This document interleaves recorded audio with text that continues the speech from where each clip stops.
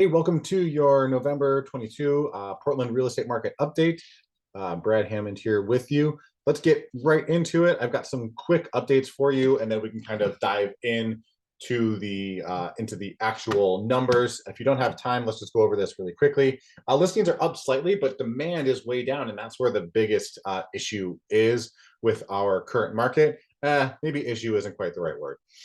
Price improvements are very common right now, so don't be afraid to ask for less than listing price. If it should try to make you feel uncomfortable. I'm always shocked at what sellers are willing to accept. Median sales price is down from last month, but we're still up for the year. I think that's important to know, is that appreciation is still up about 8% for the year. We'll go into that a little bit more later. As well. Affordability is at its lowest point in 10 years, mostly due to interest rates. But again, we'll dive into those numbers. We are still in a seller's market, believe it or not. It is just not a gangbusters seller's market. Numbers are a lot different than they have been the past couple of years, but that's just a little bit, that's just getting back to normal. You know, they're getting closer to those pre-pandemic levels. And then lastly, the best times to buy are when there is no light at the end of the tunnel. And I think that's exactly where we are right now. Once the Fed kind of starts shifting a little bit more and starts showing that they're going to not do all these rate hikes, when they're going to actually start reducing the interest rates, then that's when prices are going to start going up. So best deals are right now and will be for the next handful of months. Okay, let's talk about interest rates. This is via Capital M Lending as of earlier this week. Let's look at the APR instead of just the rate. So let's call it 6.25%. If this is going to be a non-owner occupied property, then we're looking at closer to 6.75, 7%. You always want to add half to 3/4 of a percentage point onto that. Now, looking at the historical rates for the past couple of years or so, yeah, that looks kind of shocking. Rates have really kind of skyrocketed.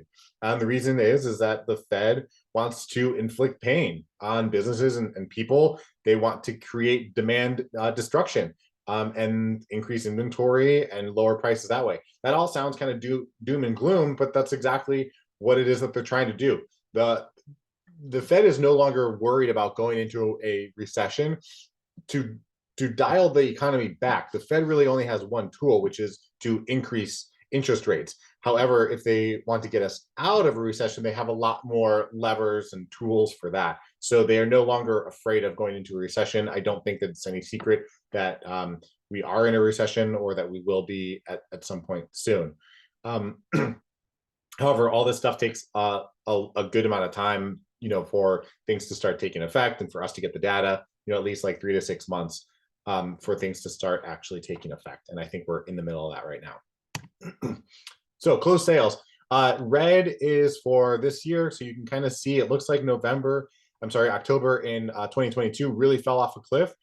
And it did, but I don't know. When I'm looking at it, I want to compare it more towards 2018, 2019, because the markets the past couple of years, they just weren't healthy.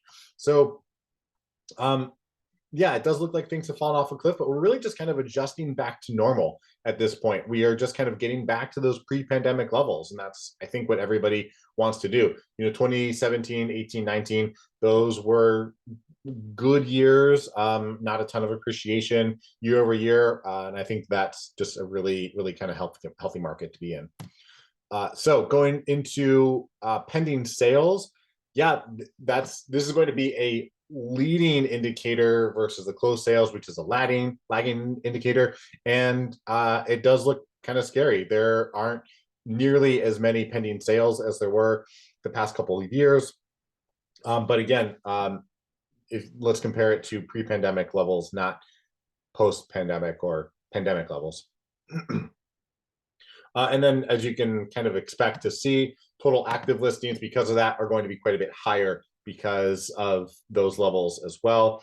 And if you were to look at this graph doesn't show it, but if you were to look at numbers from 2019, 2018, the active listings are going to be closer to like the $6,500, $7,000 level. So we are kind of right where we should be. We're above the pre-pandemic levels, but I'm sorry, we're above the pandemic levels, but below the pre-pandemic levels. So things aren't nearly as doom and gloom as some people would have you say. You just can't really compare it to the past couple of years.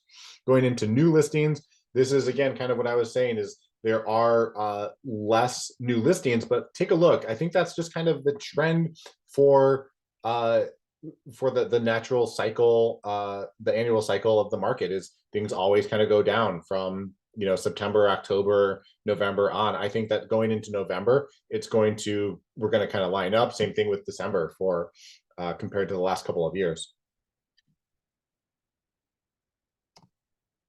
Okay, so total average time on market, we're at 38 days right now.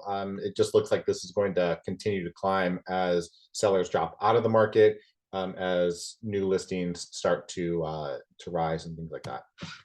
Current inventory, we are at 2.24 months. Basically, what that says is that if there were no new listings on the market at the current rate of absorption, it would take 2.4 months to sell through everything that we have.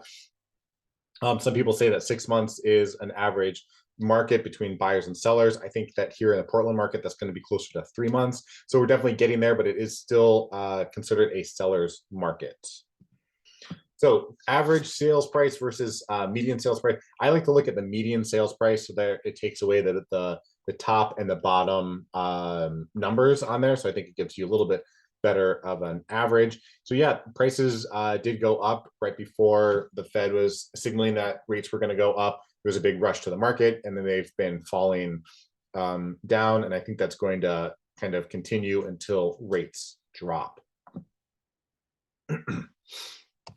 Okay, so let's talk about condos. I thought this was a kind of a cool little graph. So on here, we see in blue the closed condo sales, and in green are the active listings. Wow, that is a huge disparity. So what that is telling me is, hey, right now might be a good time to get into condos. You could find some crazy good deals. HOA dues have been going up. I think that's mostly due to inflation. But I think there's still some deals to have out there. And yeah, I think that condos are good for owner occupied, for long-term and medium-term rentals. So I'd love to talk with you more about that if you are interested. Affordability index. Okay, I think this is a really important graph here. This basically says how affordable our housing market is, and they're making quite a few assumptions on here. They're assuming that the average family income is $106,000. They're assuming people are putting down 20%, and this is assuming a 6% interest rate. It has since risen since then, and again has fallen. But I think that this is I need to see this a little bit higher to get a little bit more comfort in the market, but it is a direct correlation because of the interest rates. If you look back into 2020, 2021, interest rates were super low, but sales were high. The sales prices were high. So you can see that doesn't have nearly the effect of affordability as interest rates do.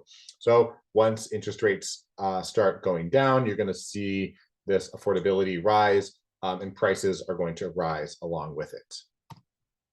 Okay, so my takeaways, as I was just saying, lower prices are in direct correlation of higher rates, and also the inverse is also true. When we have lower rates, we're going to have higher prices. So choose which one you want. If you have less money to put down, right now is probably a good time to get into it, rather than if you would need to put down an extra, $20,000, $30,000 to hit your down payment. And it's not the payment. I'm sorry, it's the price, not the payment. So don't be afraid of a huge price tag if it means that your monthly payment is lower. I think that these big jumps in mortgage rates are mostly behind us. They might tick up a little bit more, maybe going back up into the sevens. I can't imagine them going into 8%, but you never know. And then if you can, take advantage of this dip that's going on right now in rates. If you are able to, and if you've got the funds, you can kind of double dip and get these low rates. And it has not quite gotten to the sellers yet, so you can get a great deal on the asking price, and you can also get some low rates in there. So you're doing your future self will thank you, and your current self as well. Also, I always think this is a good, solid piece of advice, but buy down the rate as much as possible. Once you're under contract and talking to your lender, it'll cost a few $1,000s, but you can save, half percentage off your rate as well and save hundreds of dollars a month, perhaps. Keep an eye on the CPI and the unemployment data. That's going to be your best indicator as to what the mortgage rates are doing. But feel free to reach out to me, your mortgage lender, if you have one, and then ask them what rates are doing. And we all would be more than happy to kind of give you the latest information on that as well. But yeah, I think that things are weird right now. They're moving quickly, but there is some stability out there too. Just make sure you're getting a good deal, and then just make sure that you're underwriting the properties. You know what your monthly payments are going to be ahead of time. And if you have any questions, I am more than happy to jump on a Zoom call with you and talk it out. All right. So cheers. Let's chat soon.